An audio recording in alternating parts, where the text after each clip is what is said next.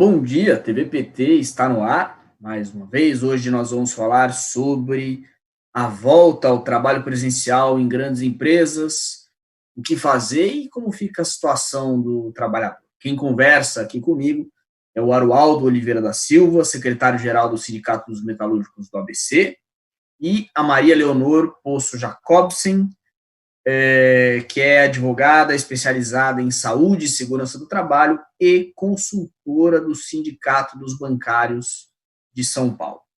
Bom dia a vocês. Bom dia. E a gente começa aqui as entrevistas sempre atualizando os números, porque essa série de entrevistas que a gente tem feito desde o começo da TV PT são quase sempre ligadas à pandemia que a gente está vivendo, como é o caso dessa de hoje. Então, segundo os últimos dados lançados pelo governo federal, pelo Ministério da Saúde, são 116.299 casos confirmados de coronavírus e 7.966 mortes, ou seja, com certeza já passamos de 8.000 nesse momento, né? E é evidente, vamos lembrar aqui, esses números são subnotificados. O Ministério da Saúde já admitiu que os números são subnotificados, governos estaduais e prefeituras também já admitiram que não tem capacidade de aferir todos os casos, né? Existe um grupo de pesquisadores, se eu não me engano chama Brasil Covid-19 Brasil, não me recordo aqui, mas de pesquisadores muito reconhecidos. Eles calculam que o número real de casos no Brasil seja 16 vezes maior do que esses 116 mil, ou seja, a gente já passaria da casa de 1 milhão de casos, né? É algo que é muito preocupante, mas que o governo federal não vem demonstrando qualquer preocupação. Pior, a gente teve um aumento no número de mortes no espaço de 24 horas, né? Vinha sendo de 400, 300 e pouco. Nas últimas 24 horas em que foi feito o balanço, foram 600 mortes. Um número muito alto e faz com que a gente imagine a triste possibilidade de se chegar a 1.000 mortes por dia. Diante disso, a gente tem a notícia de que grandes empresas, grandes indústrias estão marcando a volta ao trabalho no começo, meio do mês de maio. E sobre isso eu gostaria de ouvir o Arualdo Oliveira nessa fala inicial, para a gente saber como é que está sendo esse processo, se é um processo negociado, se é um processo imposto, como é que você vê essa situação dessa volta? Bom dia. Bom dia a todos que nos assistem. Acho que é importante começar falando que ainda no mês de março, quando estava um grande debate sobre a pandemia, a gente começou discutindo e pressionando as empresas a pararem. Então, não foi uma questão deliberada das empresas. Então, o sindicato pressionou muito, né, começou a discutir, fazer acordos. Então, desde o mês de março, a gente vem discutindo e a gente já conseguiu adotar as primeiras medidas, né, para o isolamento e com a parada das empresas. Então, naquele momento, em março, a gente discutiu diversos mecanismos, né, para a gente conseguir parar os trabalhadores. Então, na verdade, já faz mais de um mês, né, que essas empresas estão paradas, né, por pressão do sindicato, organização dos trabalhadores, né, então por isso que estão em casa. E agora, né, e principalmente as montadoras, começam a retomada. Então, como a gente vem discutindo, o ideal seria o isolamento total, né, o que a gente vem acompanhando, como você falou dos números, né, vem crescendo o número de contágio, de mortes. Então, a gente vem tentando dialogar com as empresas para minimizar esses impactos. Então, a gente está fazendo diversos acordos, né, dialogando muito com os trabalhadores, evitando, né, e tentando discutir, né, evitando os trabalhadores, na sua totalidade, voltarem ao trabalho. Então, a gente tem discutido muito sobre isso. Então, aí a gente vem discutindo o como voltar ao trabalho.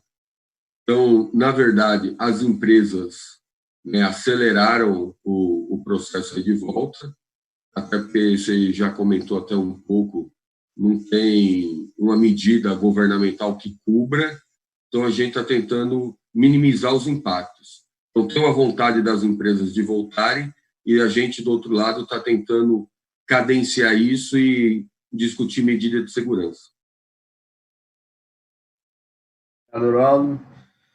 Leonor, como é que você vê essa situação dos trabalhadores? Acho que primeiro a gente pode falar principalmente dos bancários, porque é uma categoria que foi considerada essencial e que não parou. Quais as garantias que foram, ou melhor, as medidas de proteção que o sindicato procurou tomar e como é que está sendo o acompanhamento da continuidade do trabalho dos bancários? Bom dia. Primeiro, agradecer o convite desse momento tão dramático para toda a sociedade brasileira, está nos dirigindo aos trabalhadores para discutir esse assunto de tanta relevância.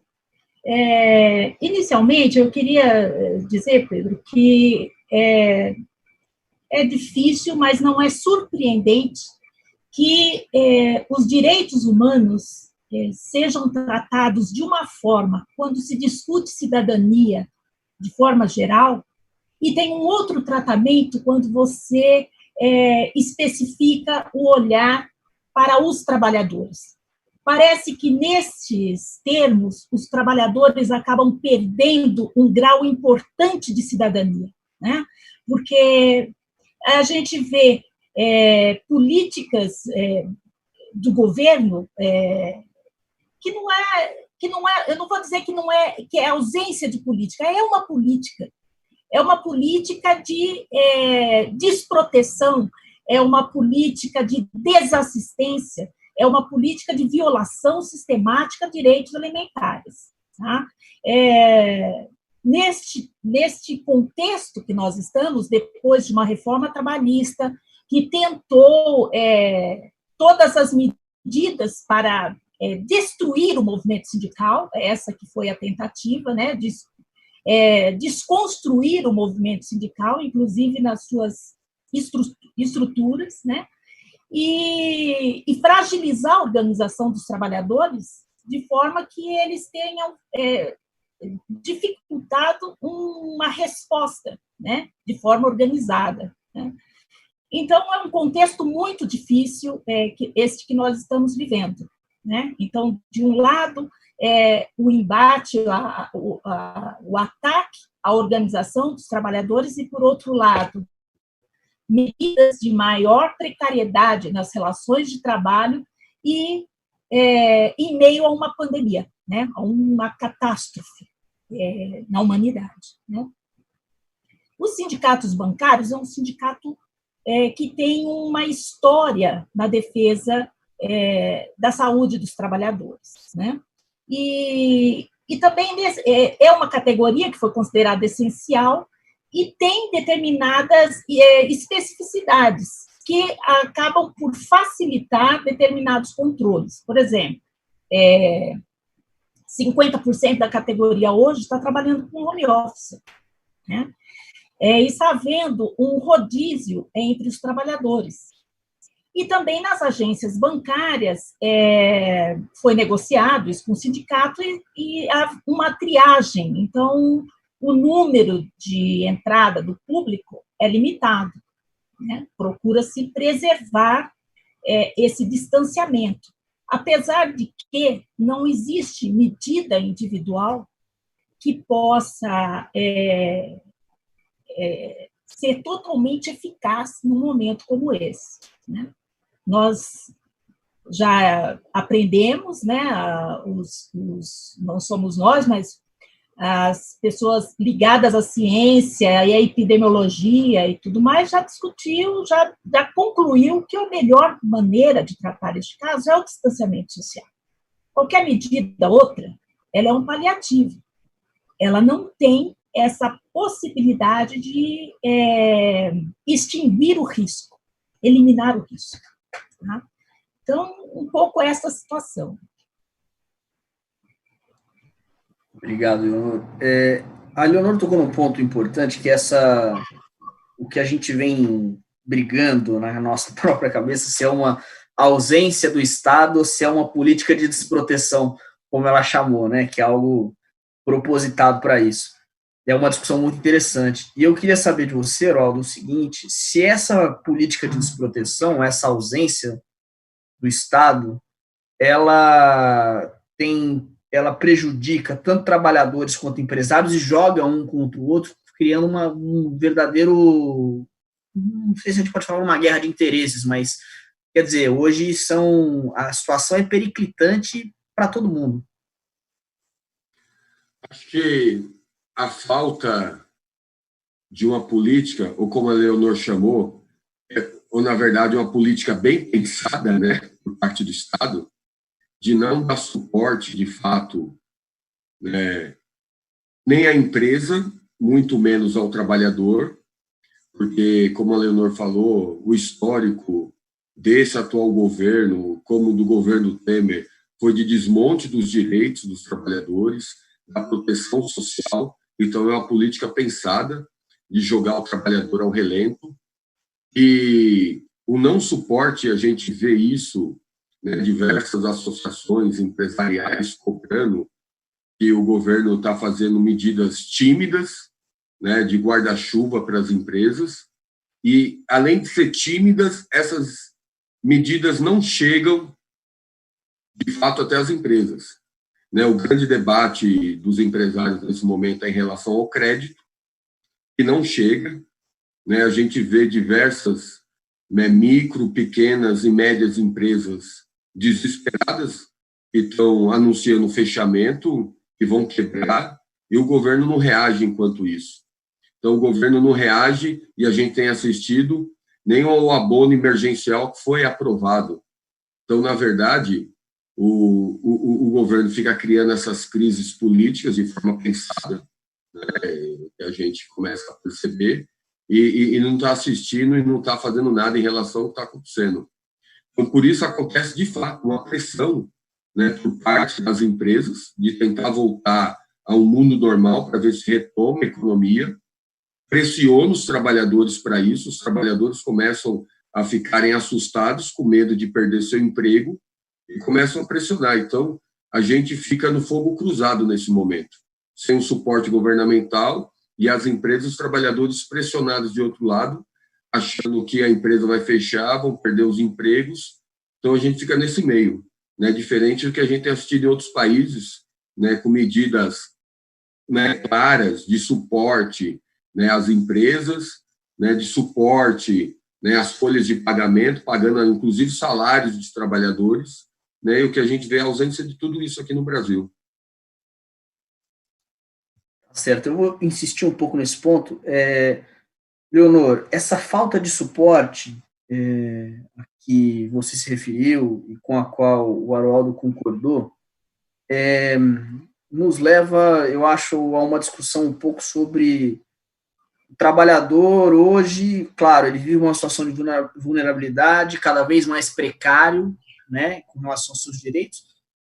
É possível explicar um pouquinho aqui para a gente o que é o direito do trabalhador? Quer dizer, em termos de segurança e de saúde, ao que ele não deveria estar sujeito, quais garantias que ele deveria ter, e que, na verdade, estão sendo amassadas, né? Estão sendo espremidas completamente. Então, o direito do trabalho, ele já surge de uma constatação que existe uma diferença de forças entre trabalhador e empregador, né? Que é a força do capital. Né? Na verdade, o lado mais vulnerável é justamente o lado em que estão os trabalhadores. Né?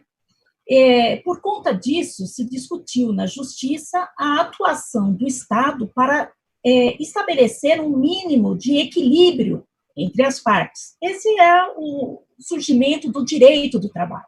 Ela tem a proposta de equilibrar minimamente as relações de trabalho através da intervenção do Estado.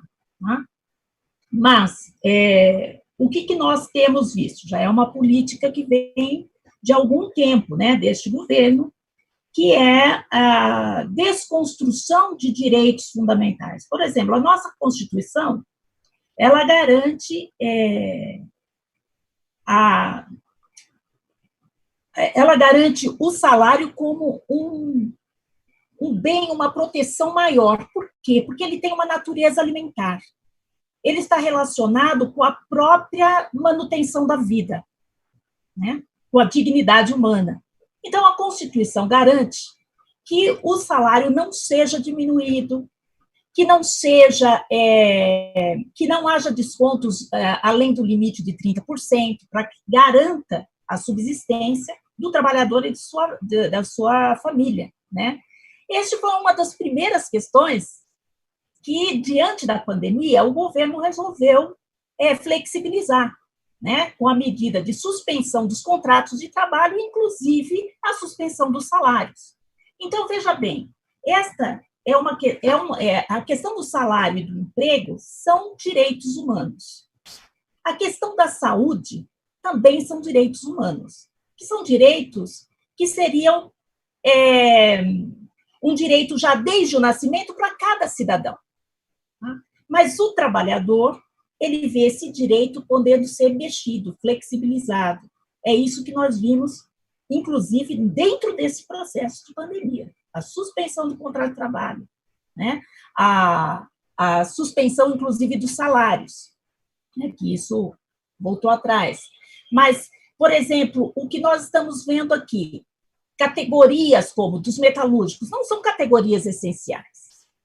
Por que motivo, no momento em que se pede o isolamento social, as empresas trabalham para que a indústria volte a atuar, volte a trabalhar?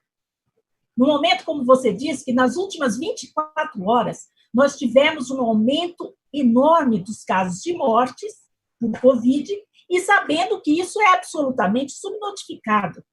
Nós não temos nenhuma condição de saber qual é o número exato, e os especialistas trabalham com essas previsões, né, de que sejam de 10 a 16 vezes maior do que o que é oficialmente publicado. Tá? Então, são direitos dos trabalhadores. Primeiro, a proteção à sua saúde. O ambiente de trabalho, ele não pode apresentar risco à saúde e à vida dos trabalhadores. Isso não está no contrato de trabalho. Então, por que motivo o trabalhador é obrigado a sair da sua casa, num momento destes de pandemia, onde não há controle da saúde pública? O Brasil já, as instituições e o governo brasileiro já declarou que não tem condições, né, de aferir isso e nem de estabelecer políticas claras, porque não temos clareza, né, nós não temos testes, né, para verificar a quantidade mesmo de pessoas contaminadas, né? Nós sabemos, inclusive, que 20% das pessoas contaminadas, elas são assintomáticas, né? Então não tem nenhuma forma de controle ou que não seja através dos testes, só que testes não existem, né? Então, e outra questão, a inviolabilidade, inclusive, da família, porque um trabalhador que sai para trabalhar neste momento, ele põe em risco não só a vida dele, mas a vida dos seus familiares. Tá? Então, isso afeta diretamente a dignidade humana, afeta o bem mais valioso da sociedade, que é a preservação da vida. Tá? Então, vai para além da questão do emprego e do salário, tá? Vai para esse bem mais precioso, que é a preservação da vida, que é retirado dos trabalhadores o direito de lutar por ele neste momento. Pedro, só deixa eu falar um pouco, e legal essa fala da Leonor, porque até nos decretos de quarentena, como no estado de São Paulo, que determinam o que é os trabalhos essenciais, o que volta, o que fica fechado, né, em nenhum momento o governo do estado de São Paulo também inseriu a indústria nessa quarentena. Então, fica até desprotegido, né, e esse é um dificultador, nesse momento, de como dialogar para as empresas continuarem fechadas. Então, é importante ressaltar até onde tem a iniciativa. Essa iniciativa não é tão iniciativa para um total isolamento social. Tem seus interesses também. Pois é, a gente vai. Dizem que a pandemia tem mostrado a face cruel da desigualdade, né, e do capitalismo, enfim. Eu tenho um pouco. Eu acho que para nós está cada vez mais claro, mas eu tenho minhas dúvidas se, para a população no geral, se isso está claro ou não. Agora, voltando aqui para a questão, vamos dizer, da crueldade desse sistema, você mesmo disse que, Arualdo, que as indústrias não foram incluídas nos decretos de quarentena, que os programas do governo, supostos programas de apoio do governo, não estão chegando às empresas. Isso faz com que as empresas possam vir a praticar demissões em massa? Como é que o sindicato tem trabalhado com essa realidade? Então, esse é um ponto que a gente tem discutido muito nos últimos dias, né? Diversas empresas, né? E como eu falei, principalmente micro, pequena e até médias empresas, falando sobre isso, né? Da possibilidade de fechamento, de demissões. Então, é por isso que a gente vem discutindo, né? Vem dialogando muito com os trabalhadores, o como tentar minimizar isso. Né, cada acordo que a gente tenta fazer, discutir com as empresas, né, construindo junto com os trabalhadores, é nesse sentido, de tentar evitar uma demissão em massa. Porque se dependesse de muitas empresas, né, já estaria ocorrendo demissão em massa. Né? Diversas empresas, na verdade, na hora que começam a se pronunciar, a primeira coisa que fala é sobre demissão, que não conseguem crédito, que não conseguem, né, se sustentar nesse momento, não tem caixa, não tem capital de giro, então a alternativa é diminuir o quadro de pessoas. Então, a nossa tentativa é pegar, né, essa discussão e transformar em acordo de proteção ao emprego. É o que nós estamos tentando fazer nesse momento. A gente vem discutindo, tentando minimizar o impacto, né, da pandemia, né, por isso que até eu comentei, dialogando sobre como funcionar, né, as empresas que voltarem parcial, medida de segurança, mas tentando estabelecer também garantia no emprego dos trabalhadores, né, para que durante um período eles tenham pelo menos, né, a tranquilidade que não vão ser demitidos, ainda mais no momento, né, no meio dessa pandemia. Então, na verdade, e a gente tem pautado todo momento o poder público, porque nessa hora o poder público tinha que ter uma reação, né, mais rápida, né, tanto, né, que o governo tem falado é a pandemia, o vírus versus economia, mas, na verdade, ele não tem olhado para nada, nem para a economia e muito menos pela vida das pessoas. Então, na verdade, o esforço do sindicato é tentar olhar a vida em primeiro lugar, né, tentando segurar essa economia, que, na verdade, essa economia, olhar a economia, é tentando evitar o desemprego em massa e jogar o trabalhador para a sarjeta. Obrigado, Ronaldo. Leonor, vou pedir que você também, acho que talvez você tenha informação sobre se existe essa possibilidade de demissão em massa nos bancos e até talvez em outras áreas. Como é que você vê esse quadro num momento como esse? Antes até de falar sobre isso, Pedro, eu gostaria de fazer uma referência ao que o Arualdo está dizendo, porque assim, nós ficamos entre o ruim e o pior, né? Aqui no Brasil. Quer dizer, o governador estabelece, depois da gente ver todo o quadro da Itália, do norte da Itália, em que os trabalhadores, as indústrias não pararam, e que por conta disso houve aquela contaminação em massa, né? Nós aqui vivemos no estado de São Paulo, a região mais industrializada do país, né? Sem que haja o impedimento ou a decisão do isolamento dos trabalhadores na indústria. É pedir para acontecer novamente ou repetir a experiência da Itália, né? É lamentável, é triste, mas a gente tem que constatar esta realidade, né? E num momento em que os sindicatos são tão atacados.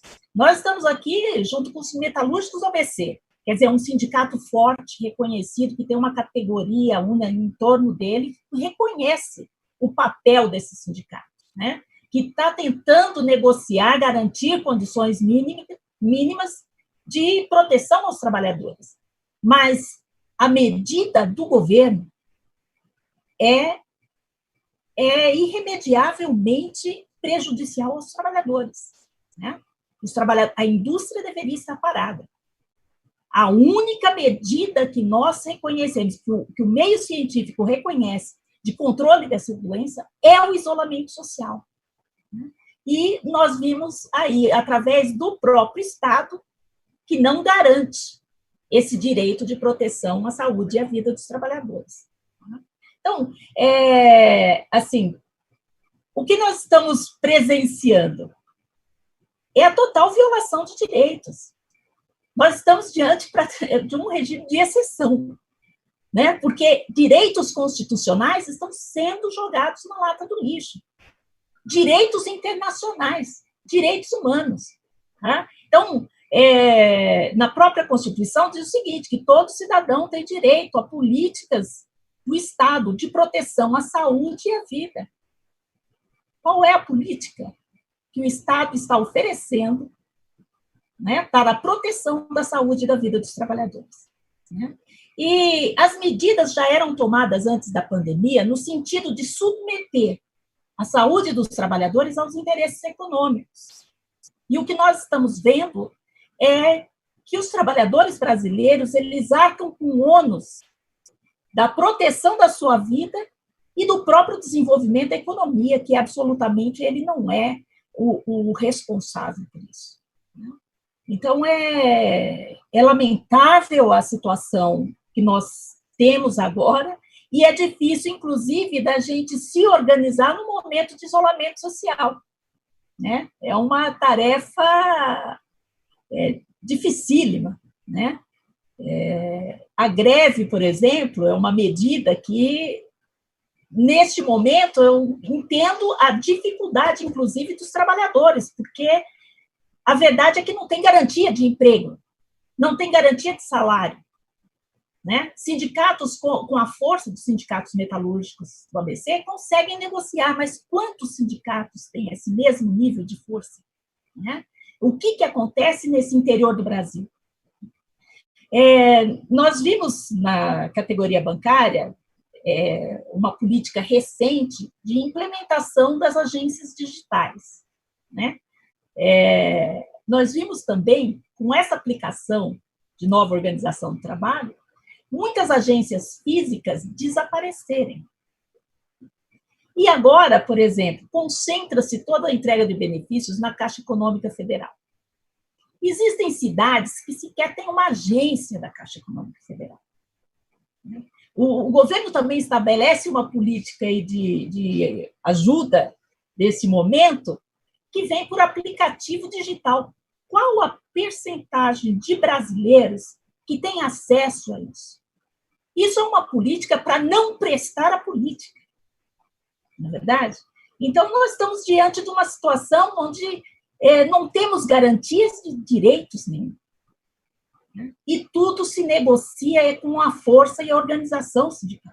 A resposta da sociedade é que precisa modificar. O sindicato é um grande ator de direito. Essa é que é a verdade. Né? E o direito é isso, é correlação de forças. Né? E nós estamos vivendo num momento difícil, mas que é um momento crucial e importantíssimo para que os sindicatos sejam novamente reconhecidos como esse ator de direito e esse defensor da sociedade. A partir da sua fala, Leonor, eu vou passar aqui uma pergunta, talvez seja um pouco complicada, mas, enfim, Haroaldo, espero que não te coloque em maus lençóis, mas é o seguinte, a gente tem vivido...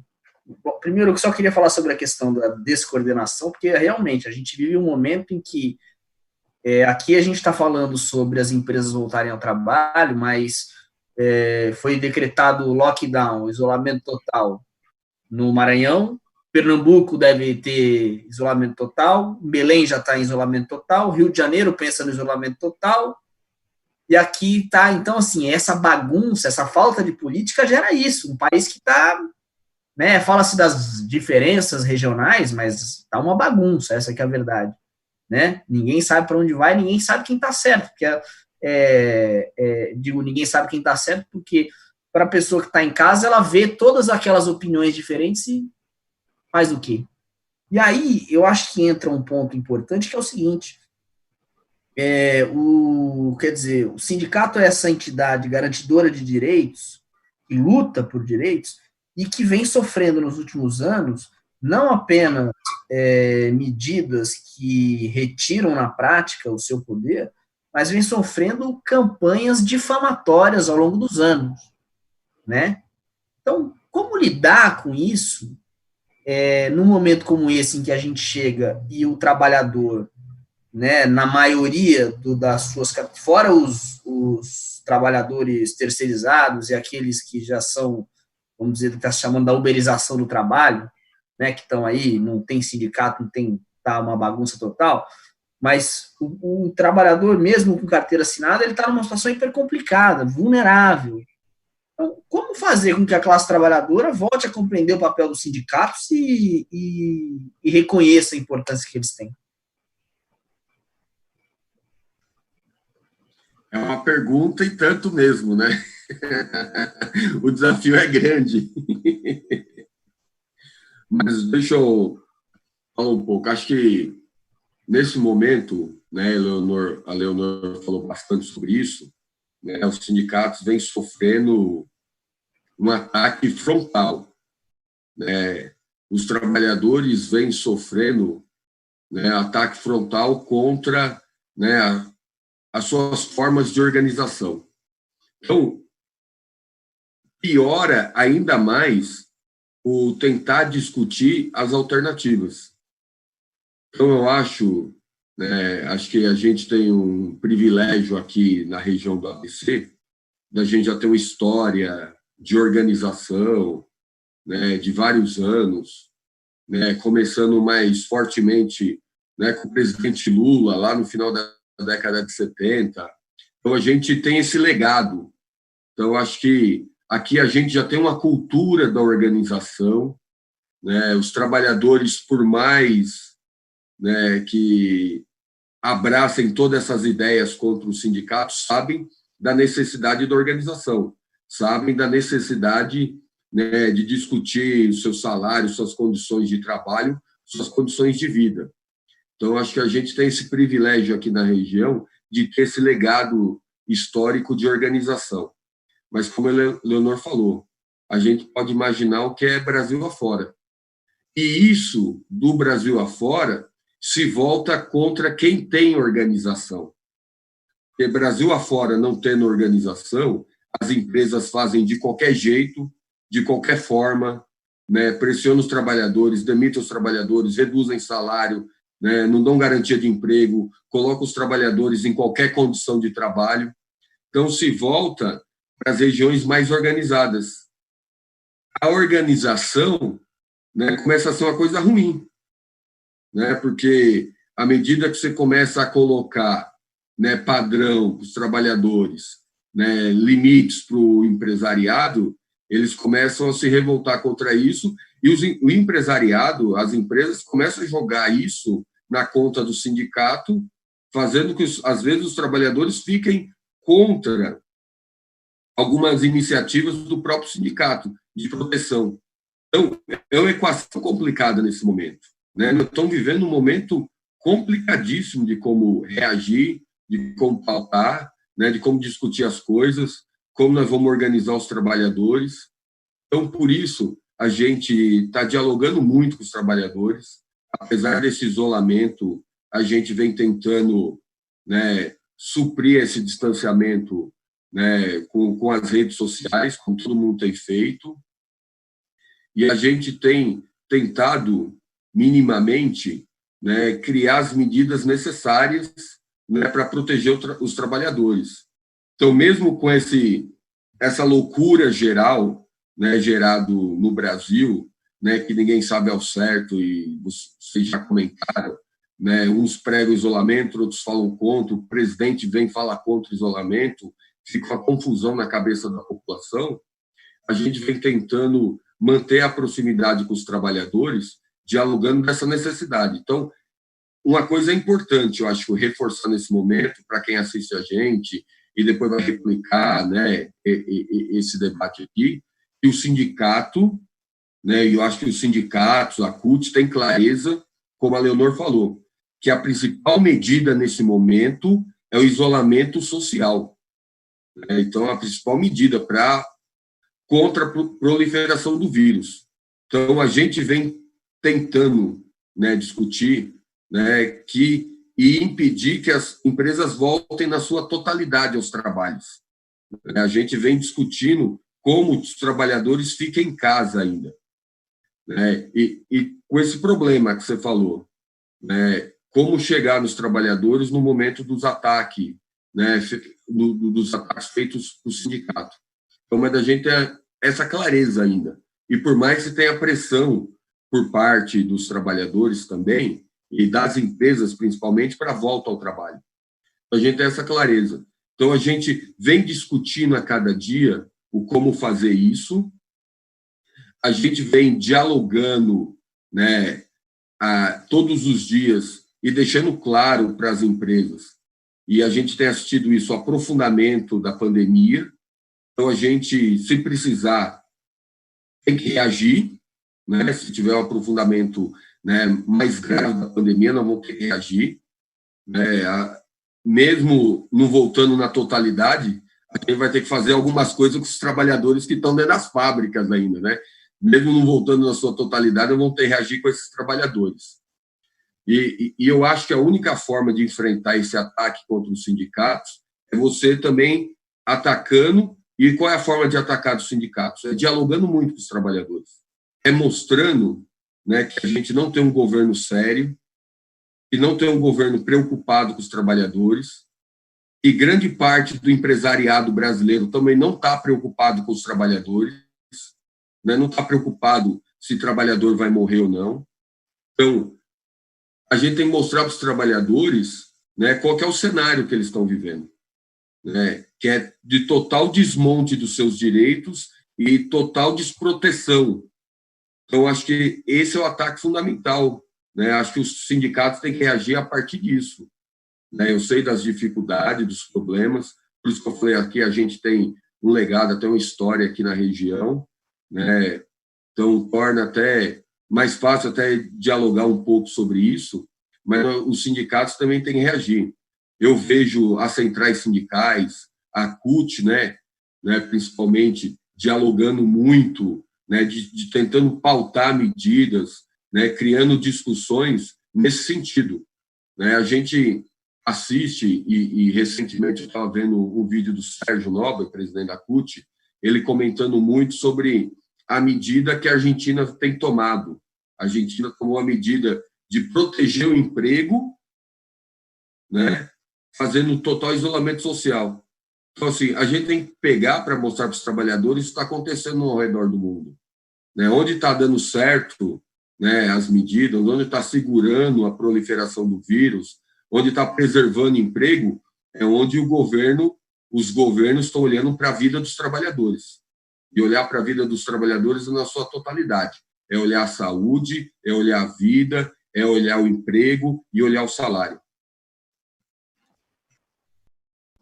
Muito obrigado, Romualdo. Eu vou passar essa mesma pergunta difícil para a Leonor. Eu gostaria de ouvir também a sua percepção sobre isso.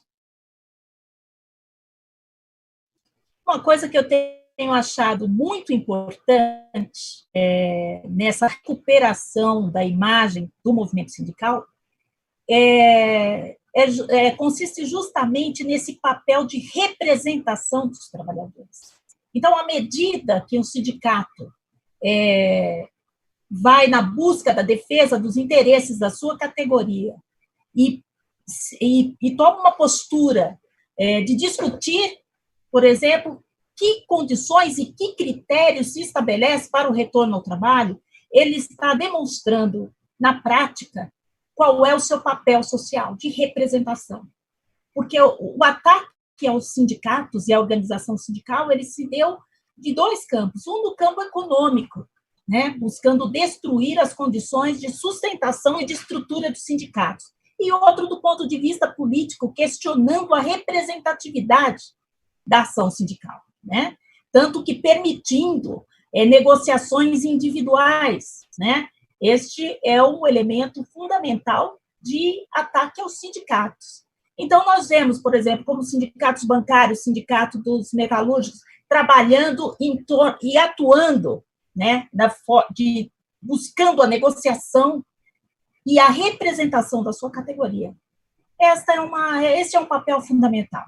Eu acho que as coisas acontecem na prática, é preciso visualizar. Infelizmente, né, nós estamos, infelizmente por um lado, né, porque nós estamos vendo aqui que o perigo e a letalidade do coronavírus, as pessoas só tomam mesmo consciência da grandiosidade quando vê os números crescendo e quando você vê ao seu redor, né? Mas, por outro lado, a gente vê também o desenvolvimento desta atuação dos sindicatos, né? Eu acho que ele vai conseguir superar através da sua própria ação sindical. Tá certo. Muito obrigado. Foi elogiado aqui a fala do Aroaldo pelas pessoas que estão nos acompanhando, né? E realmente essa coisa é preciso conectar o trabalhador ao mundo para que ele entenda que aqui no Brasil a conquista de direitos ainda estava engatinhando, né? E quando estava engatinhando, começaram a cortar. Né? Se ele se der conta do quanto de direito que os trabalhadores na Europa têm, né? O quanto a vida do trabalhador é diferente, mais confortável, as empresas continuam ganhando, não tem essa briga toda que a gente vê aqui, acho que seria muito diferente, talvez isso realmente seja o trabalho. Bom, vamos partir aqui para as nossas considerações finais, eu vou começar então pelo Aroaldo, fique à vontade para fazer a sua fala final aí, por favor. Acho que primeiro começar agradecendo, né? Acho que é importante iniciativa a gente promover um debate, né? Que pouco se vê, né, de fato, a mídia tradicional debatendo a vida dos trabalhadores, onde seria o principal debater a vida das pessoas, que as pessoas são as trabalhadoras, as que fazem mover o país, e pouca gente se vê. A gente vê eles mais preocupados com o poder deles, né, para não diminuir o status quo deles lá, e eles ficam naquilo e não discutem, de fato, a vida dos trabalhadores. Então, acho que é importante elogiar a iniciativa, onde a gente precisa discutir mais, esclarecer para cada trabalhador e trabalhadora no Brasil sobre seus direitos, né, o que está acontecendo, e, de fato, a necessidade de se organizar, porque a gente não tem um histórico, né, de organização dos trabalhadores no Brasil.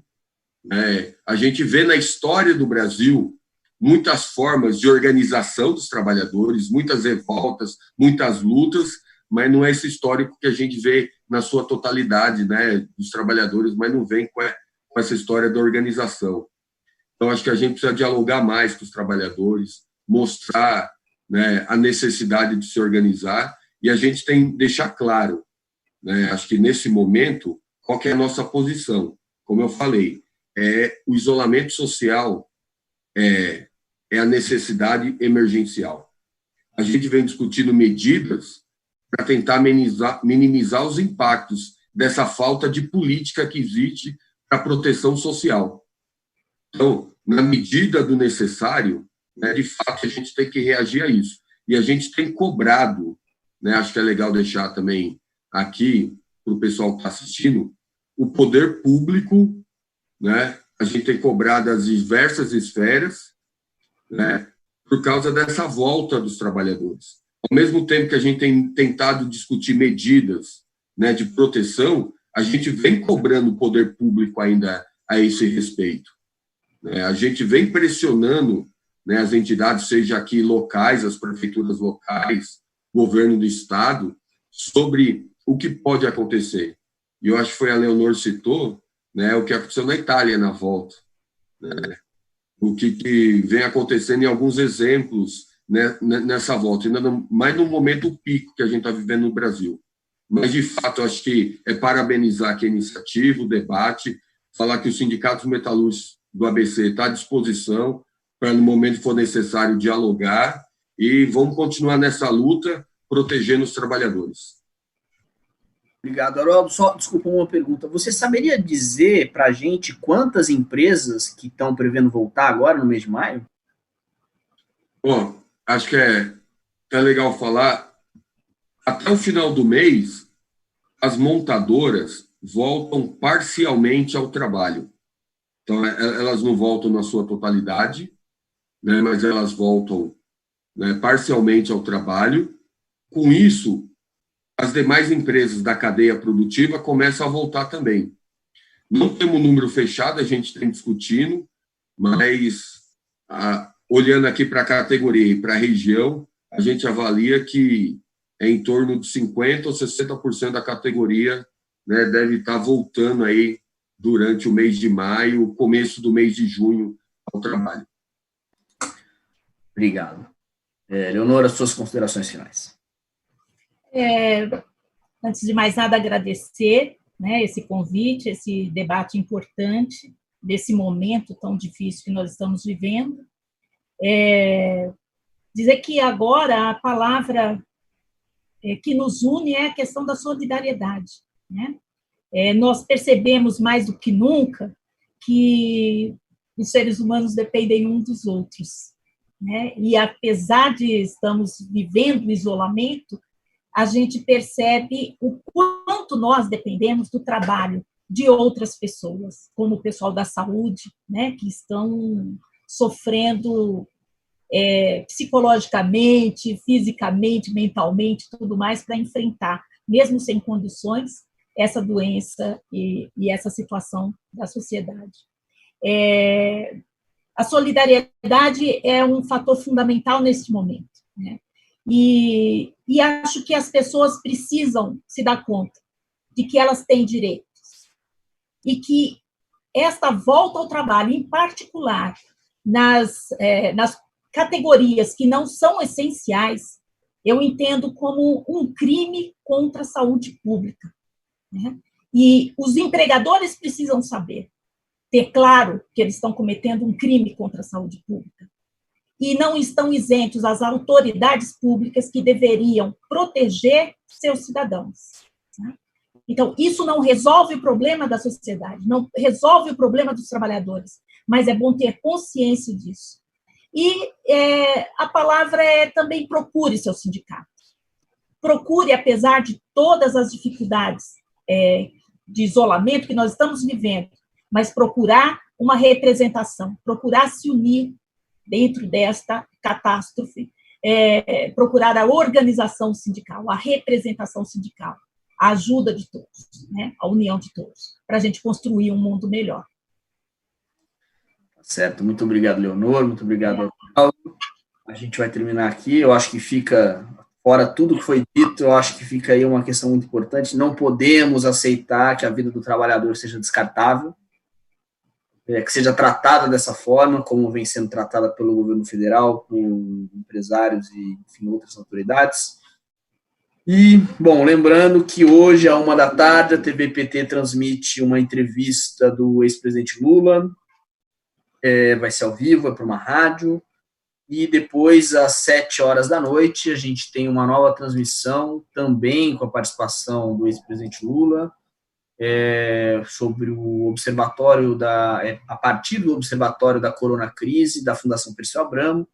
Vai ser uma conversa sobre como enfrentar essa crise. Vão participar o Lula, o Aloysio Mercadante, a Helena Chagas e a Tereza Cruvinel. Portanto, acompanhe.